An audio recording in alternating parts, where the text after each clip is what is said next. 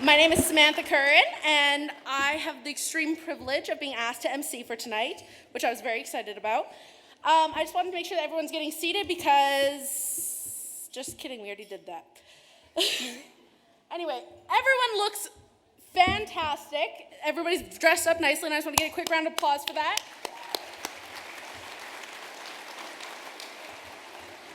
Okay. We are here this evening to celebrate our graduating class. A little over 12 years ago, I was 5, and I remember my first day of school. I was very excited. I had my Disney Princess lunchbox. I was ready to go. It was the first day of school. I got to meet all these new people.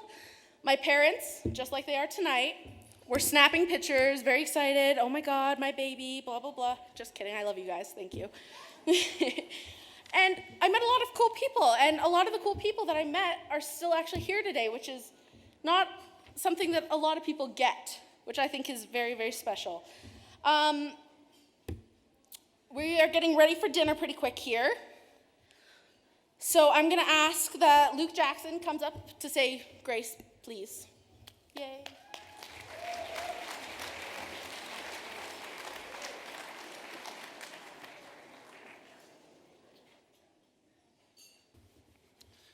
Dear Heavenly Father, thank you that we could all be gathered here today as graduates to celebrate.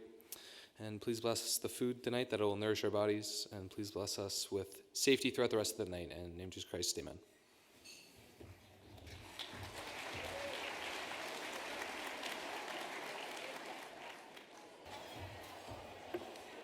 Hi, I'm back. What a delicious meal that was. I'd like to say thank you to the TELUS Convention Center staff for their preparation and great service. And if we could just give them a quick round of applause, please.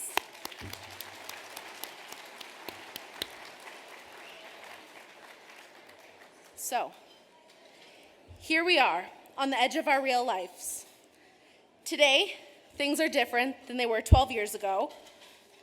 Then I was excited, but I had no idea about the implications of the journey I was about to begin. I had no idea that after the first grade, there would be a second grade and a third grade and so on. I was just excited to be in the first grade. Today, I know I'm standing on the brink of my future, the first day of the rest of my life. As a non-academic, I am inspired by the words of one of my favorite artists, Nicki Minaj, as some of you might know. She said, "I don't want to let anyone down. I've always been the type of person to make everybody happy and get things done.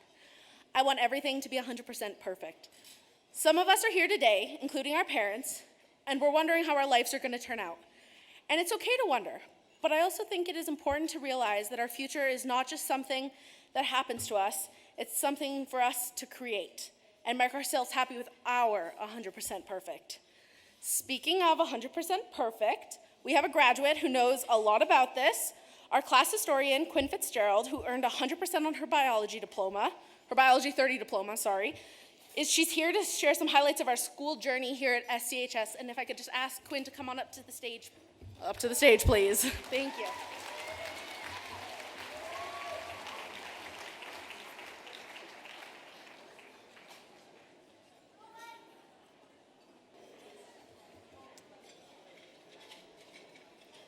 I just want to make things clear first.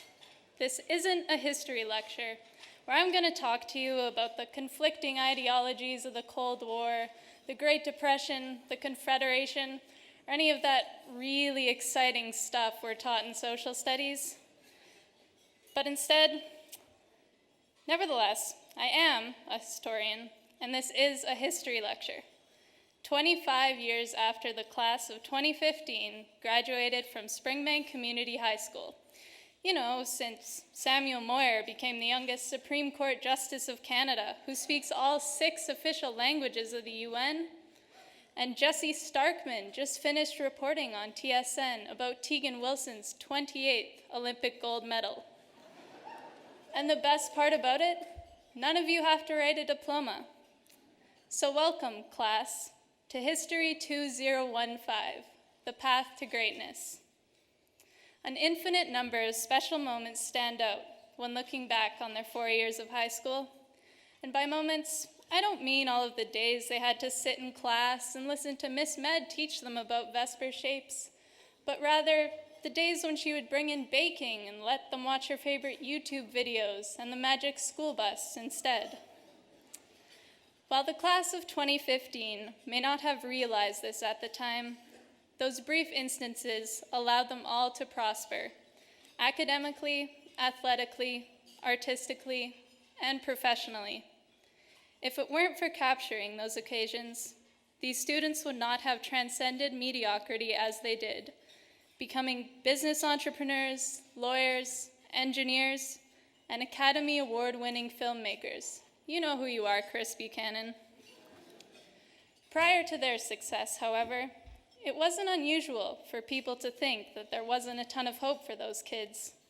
I mean, if you go back in time and take a look at their Facebook conversations and statuses, it made sense. I'm sure some even began to believe that the English language was disappearing to be taken over by ridiculous abbreviations and text lingo.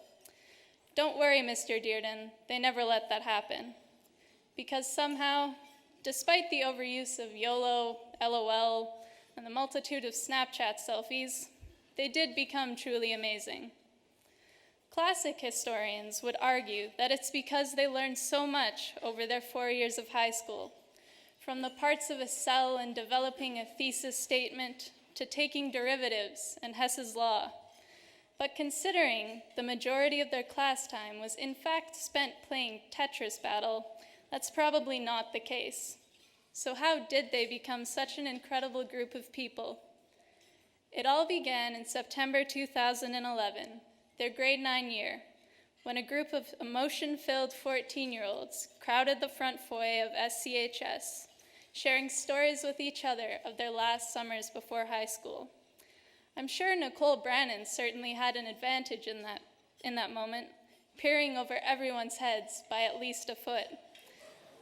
This was, of course, before Steen Lindquist had his growth spurt. Speaking to this group's greatness is the fact that not all of them came from Springbank Middle School. About 20 came from Bandit Peak and Bragg Creek, and many others from different schools around the city. However, their different backgrounds never prevented them from growing into an inseparable family over the years. Class field trips immediately became an integral part of the students' path to greatness.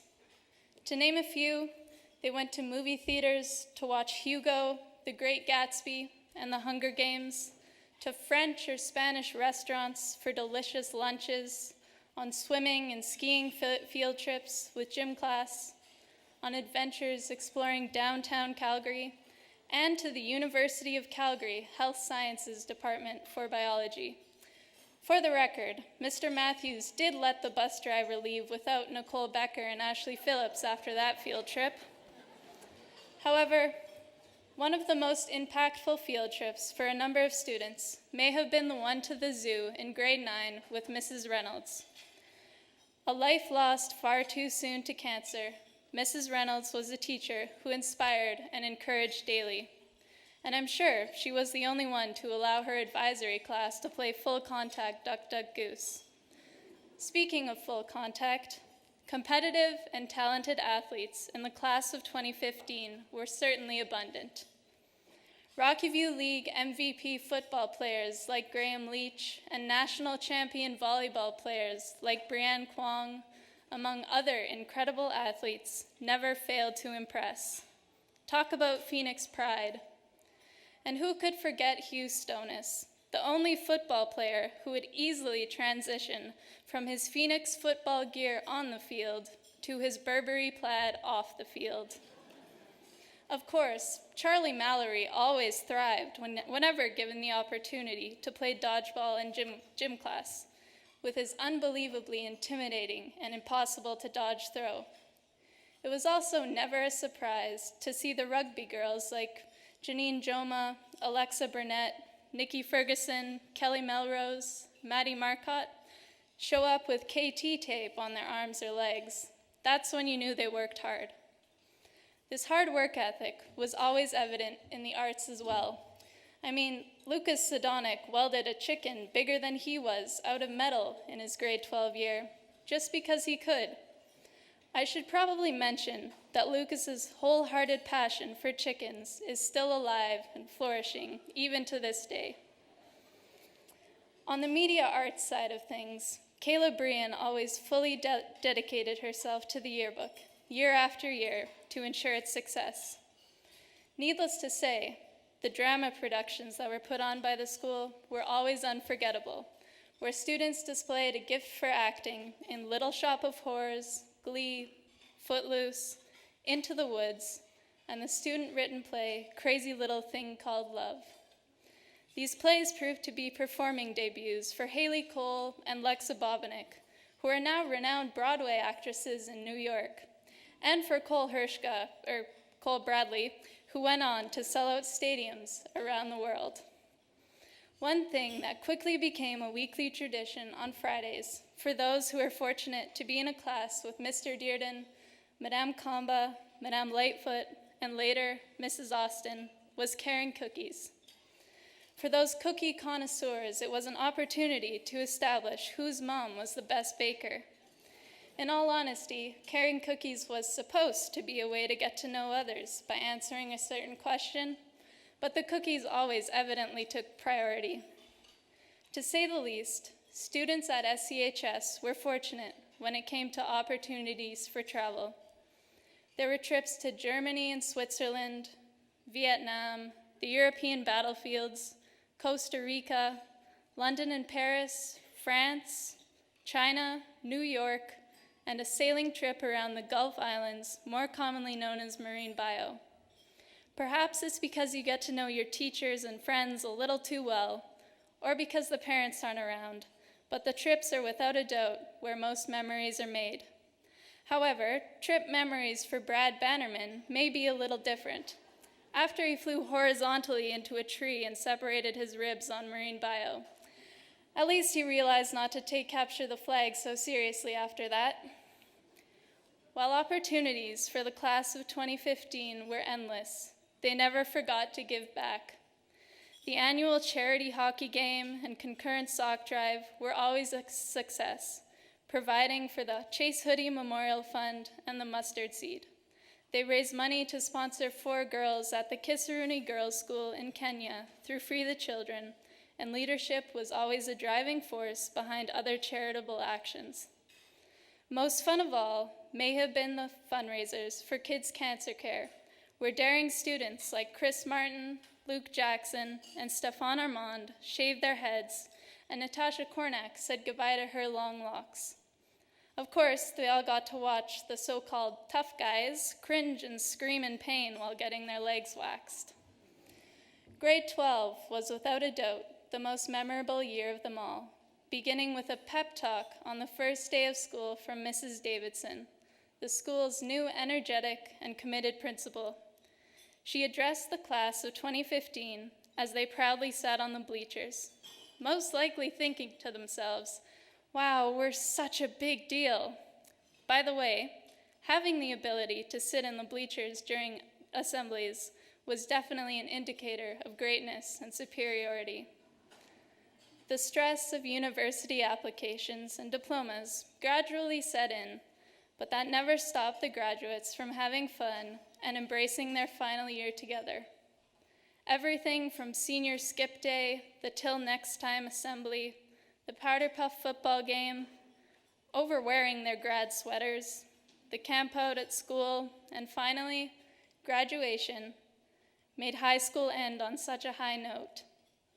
I certainly could also tell you about kickoff or nights that were spent at the Nino, but it's probably best if I leave that aside.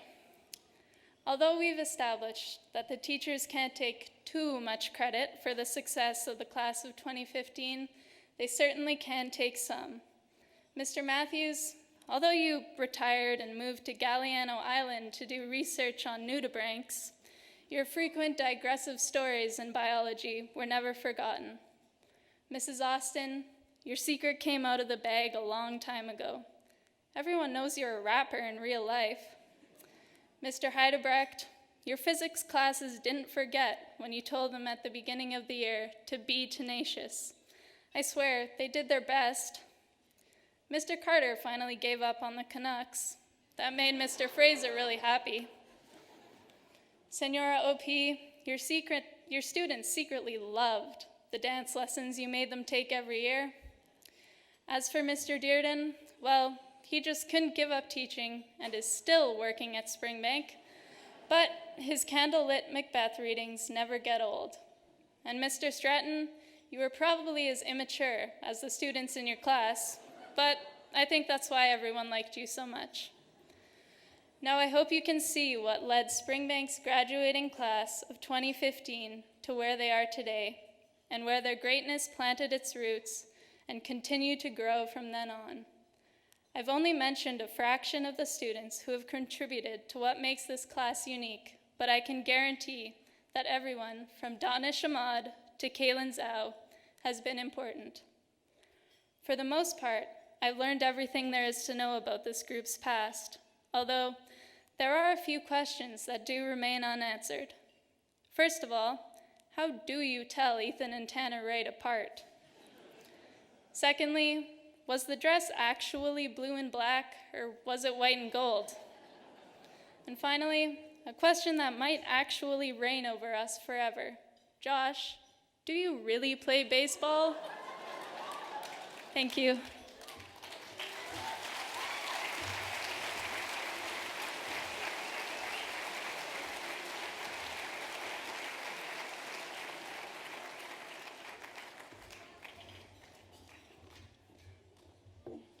Thank you so much, Quinn, for that retrospective of our time in high school. I'd now like to call up to the stage Leanne Mallory and her mother, Anne, to give the toast to the parents and reply. So get your drinks ready.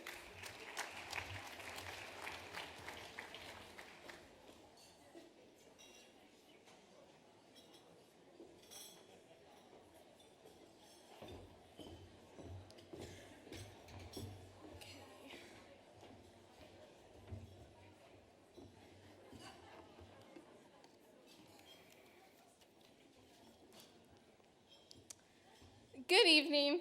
We students like to think that we created the individuals we are today. Our personal dreams, passions, mistakes, achievements, and everything else in between make us who we are now and who we hope to become.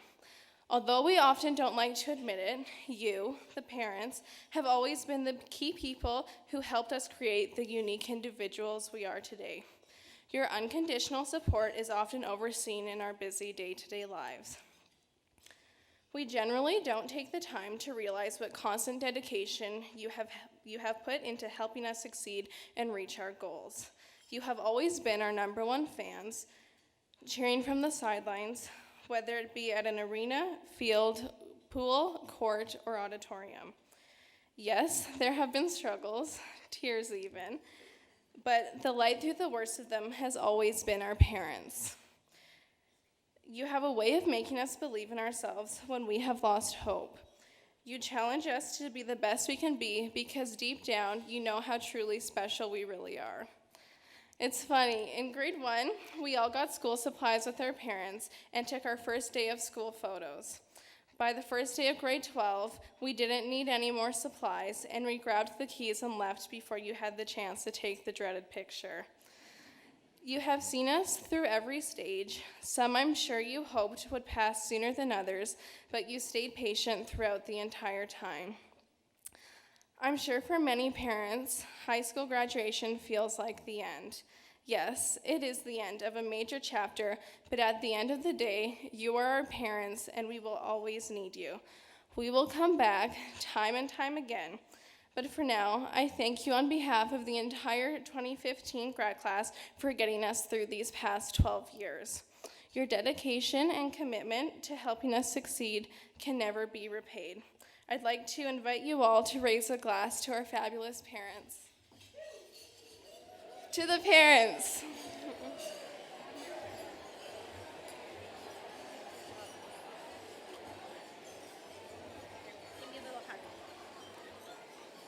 There we go. Give me a hug. That was really nice. Thank you. Okay. Yours is going to kill it.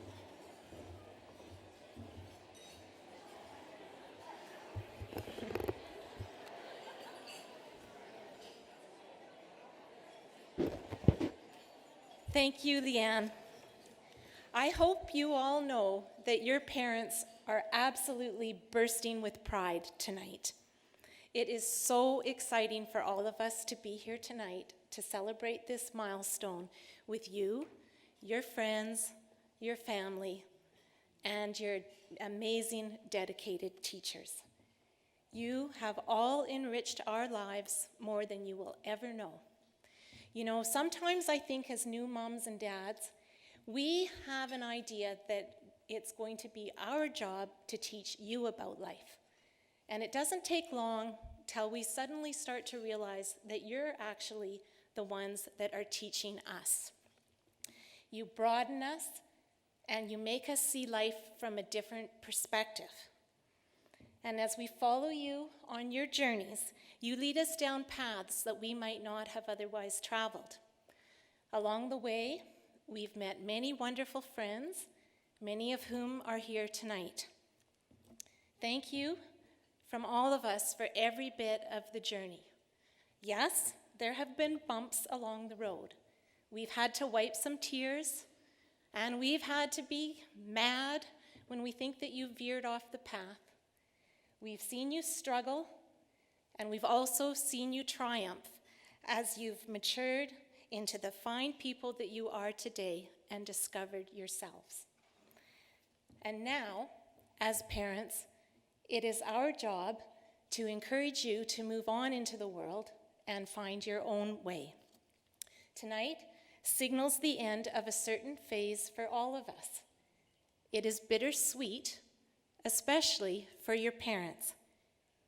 But we know that you all have bright futures ahead.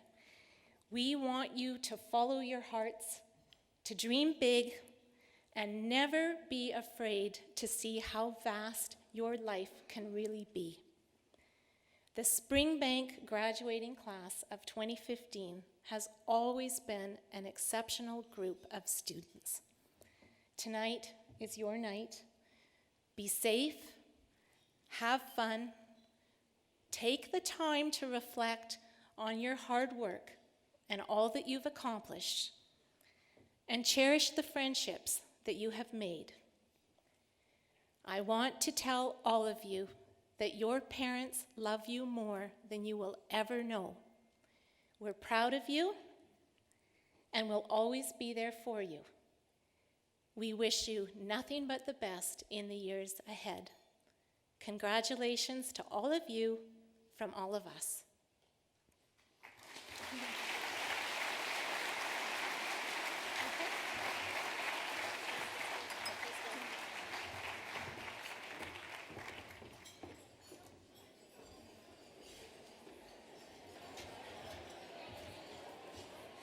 Thank you so much, Leanne and Ann. That was absolutely beautiful and very touching. And now we'd like to have a toast to the teachers and a reply.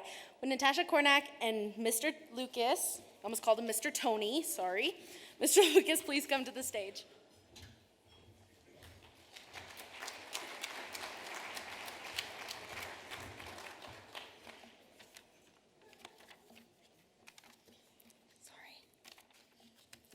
Sorry guys, give me 1 second here. I don't want to do an injustice to our amazing teachers, so just going to get this together. So good evening everyone. My name's Natasha Kornak, and tonight I have the extreme privilege of honoring some of the most intelligent, unique, and influential people I have ever encountered, the teachers of Springbank Community High School. As students, we've been doing everything humanly possible to get to this stage, graduation, and we should all be incredibly proud of ourselves today. But we should also remember and respect the fact that we would not be here today if not for the dedication of our teachers, who have given us the tools we need to attain success. When you spend 80 hours, or sorry, not hours, that'd be a really long time, 80 minutes a day, 5 days a week with the same teachers, in some cases for numerous years, you begin to appreciate their quirks, I guess you could say. So now that I've officially graduated, I can honestly say how much I appreciated every single one of Miss Med's chemistry puns, especially the ones with the little cat, you know, the one that's the chemistry cat. You guys know what I'm talking about. And I can also say that I'm amazed at how Mr. Heidebrecht actually proved that The Simpsons does have some educational relevance. There was seldom a question on his test in Physics 20 that didn't involve Bart, Lisa, or Homer doing something absolutely ridiculous. And even though I could never read a single word of Mr. Fraser's handwriting, I always valued the feedback he gave me on every single paper. Speaking of Mr. Fraser, there's nothing I will miss more than his rivalry with our resident Canucks fan, Mr. Carter. If Mr. Carter can stick by the Canucks for as long as he has, I know he will honestly never give up on a student.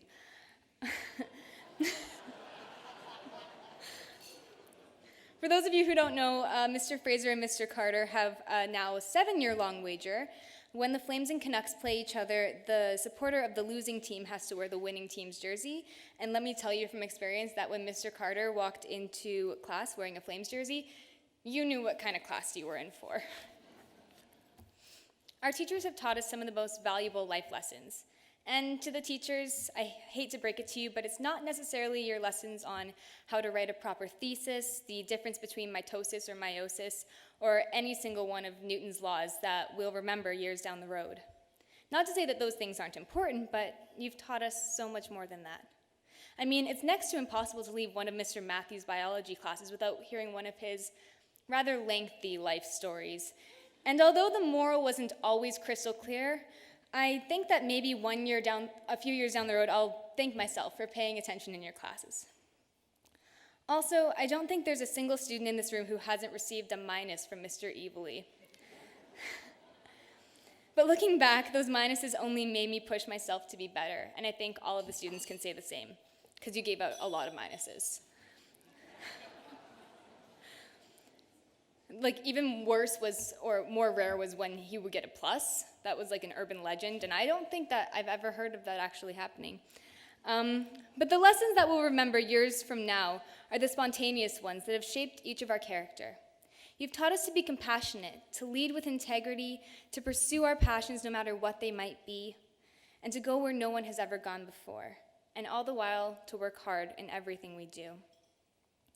I'd like to take this moment to honor the teacher who has taught me the most valuable lesson I have learned in high school, if not in life. That was given to me by Miss Jessica Reynolds. For those of you who don't know, we lost the beautiful Miss Reynolds to cancer this past year.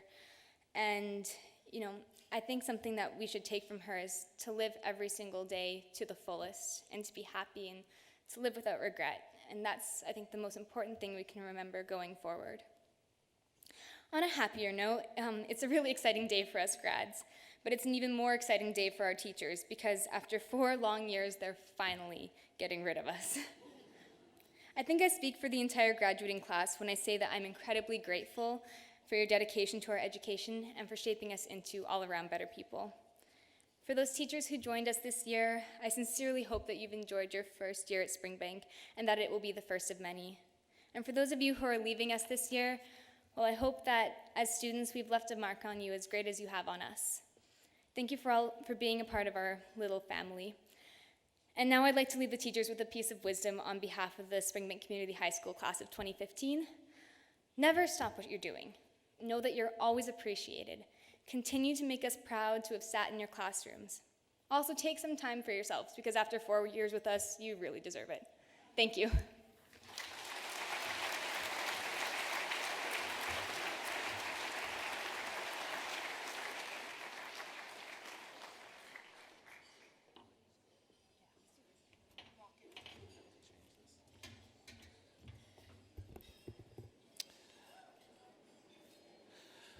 Hi there.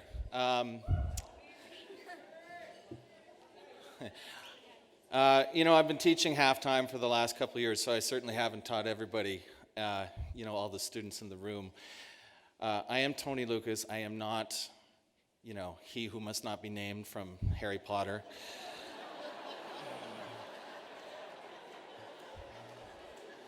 I was involved with the with the ceremony this morning, and I was thinking, I know I've been just half-time, but I was a little hurt to hear somebody ask, when did Lord Voldemort join our teaching staff? Part of the theme for this reply is, of course, it's similar to what Mrs. Mallory talked about. The students actually teach us and actually impact us. I went with the shaved head because of a charitable event about a decade ago at the school, and best thing I ever did. Never went back.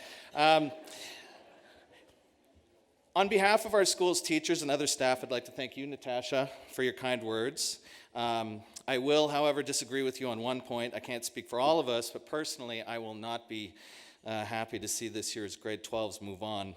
I've been teaching at the school for over a decade now, and this year's graduating class stands out.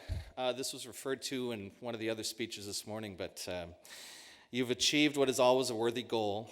You are leaving the school better than how you found it when most of you arrived about 4 years ago. Still, it has not always been smooth sailing.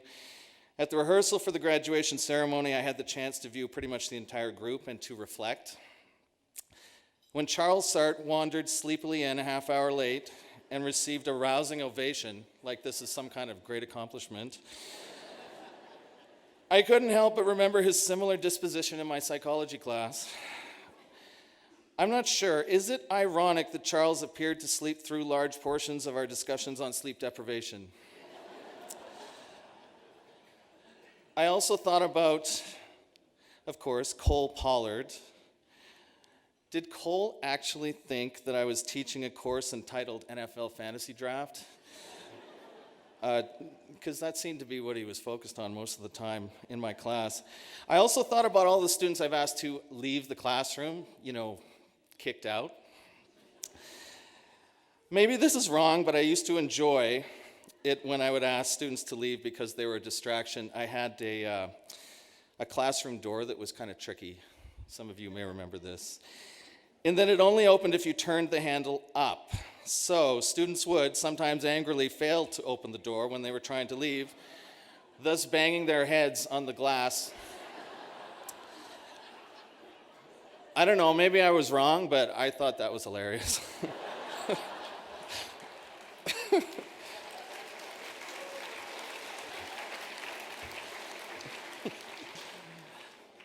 Listen, one of the best things about being a teacher is that interacting with young people keeps us young. In fact, I wonder sometimes if my choice to become a teacher was actually about a subconscious desire to never actually mature. Despite your youth, I'm speaking to the graduates, despite your youth, you have still had a positive impact on the adults you have encountered. Natasha referred to what she and you other students have learned from us. I would like to emphasize how much we have learned from you. Natasha herself, for example, shared her advice on what I should be reading.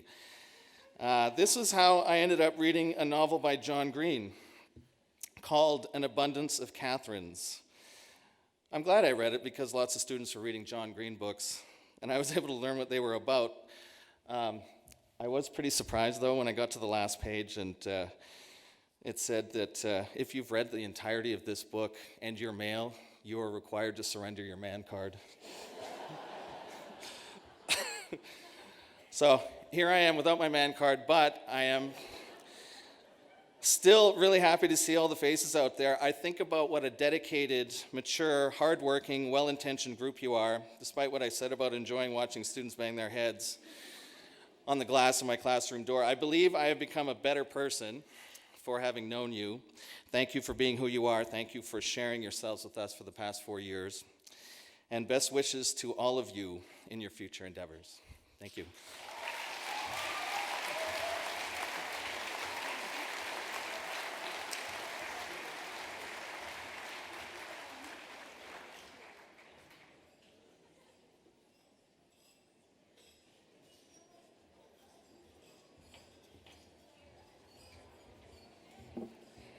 Thank you, Natasha and Mr. Lucas. And now for the last formal part of the program, I ask that Mrs. Davidson comes up to the stage for final remarks.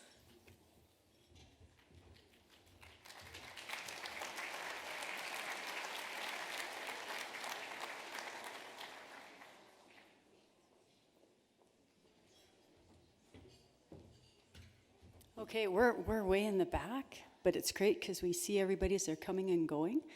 Sorry about taking a long time there. Anyway, have we not had a fantastic day, and have the kids and the parents and the staff not delighted us with their speeches? Let's give them a hand.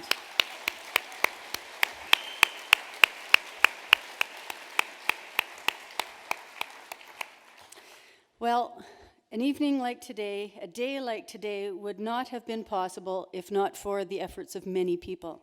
We've had a tremendous committee of students who have worked for months now on various tasks to try and make today a wonderful and memorable day for you.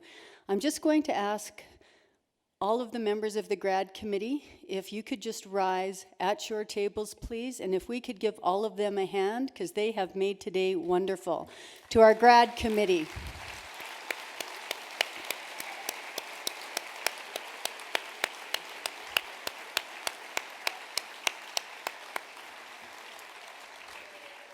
That includes Jesse Starkman, Kathleen Griffin, Jamie Peters, Quinn Fitzgerald, Sammy Curran, Natasha Kornak, Natasha Black, Kiana Strew, Sarah Hodge, Maddie Marcotte, Christopher Buchanan, Luke Jackson, and Hugh Stoness. A lot of people doing a lot of work. I also want to thank our staff because they have always been busy in the background supporting our students in whatever it is they're doing for their graduation preparation. I also want to thank our office support staff and our learning support staff who helped pull together some of the details for today. I want to thank my friend Tommy Fiddler because he gave me a big hand on Tuesday. Thank you, Tommy. And of course, our admin team because they're always busy running around getting things done. I just want to say to all of you, as everyone has been so proud of you today, we want to ensure that you have a great night, a safe night. We want you to look after each other like you have for 4 years. And once you leave these tonight, like really, it's done. It's done. There's no more coming back. Well, not officially and not with anything that's going to cause you any angst. We do want you to come back and visit, okay? So next year, you're off to new things. We wish you the very best of luck. And before you go off to your events tonight, can you please give your parents a hug, tell them you love them, and thank them for all of the support that they've given you today and up to this point. Be safe, have fun, and come back and visit. Thank you.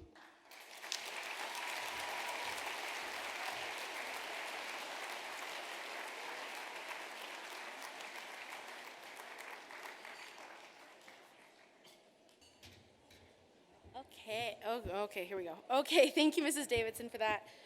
We know that our parents and teachers have looked after us until now, and tonight we will make sure to look after each other. So, as we conduct our program, we will be starting with our first dance with the grads and their parents, and our second song will be with the grads and their dates, and this will begin pretty shortly here. And I'm a little shaking because I'm like, wow, it's over. So, fellow graduates, I urge you today to embrace the opportunity before you. Take what you've learned throughout the last 12 years and put it to good use. Leave behind what isn't helpful and bring forward with you the lessons learned here that will be working parts of your greatest invention ever, your life. Congratulations, class of 2015. We are finally done.